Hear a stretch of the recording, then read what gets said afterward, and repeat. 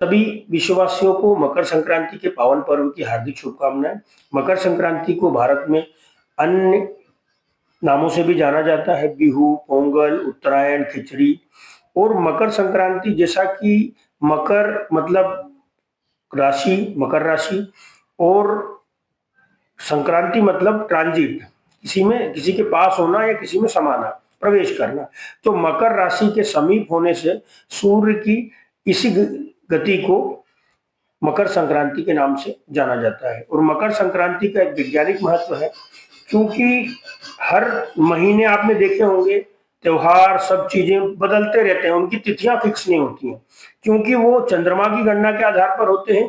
और हर महीने 24 घंटे, 48 घंटे कुछ डिफरेंस आ करके वो चेंज होते रहते हैं। तो कभी आप देखेंगे कि राखी इस समय आ गई, दिवाली उस समय आ गई, लेकिन जो मकर संक्रांति है उसमें डिफरेंसेस लगभग ना के बराबर आते हैं।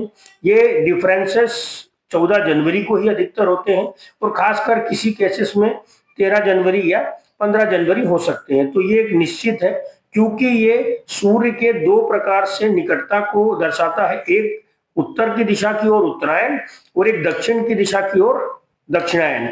तो जो दक्षिणायन है वो 14 जनवरी से पहले का 6 महीना दक्षिणायन कहलाता है, 14 जनवरी से बाद का 6 महीना उत्तरायण कहलाता है। तो दक्षिणायन की स्थिति होने के कारण दिन जो है वो छोटे होते हैं और रातें बड़ी होती हैं, और जिसके कारण जो है रात बड़ी होने के कारण जो प्रोडक्टिव एक्टिविटी है, जो काम करने की गति है, वो लगभग कम होती है।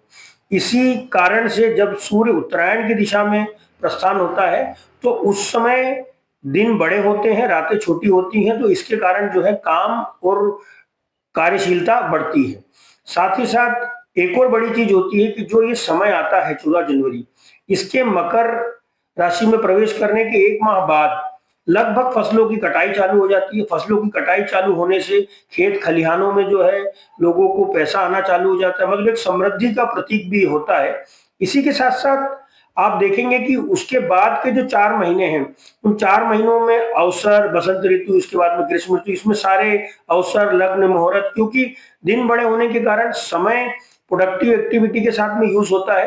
तो ये इसका एक वैज्ञानिक कारण है। और साथ ही साथ एक और वैज्ञानिक कारण ये है कि इस दिन खासकर लोग स्नान करते हैं, नदियों में स्नान करते हैं, क्योंकि नदियां हमारे वहाँ एक सबसे बड़ा स्रोत है पवित्रता का, और जीवनदायिनी होती है, लोगों को जल की निर्भरता नदियों से दूर होती है।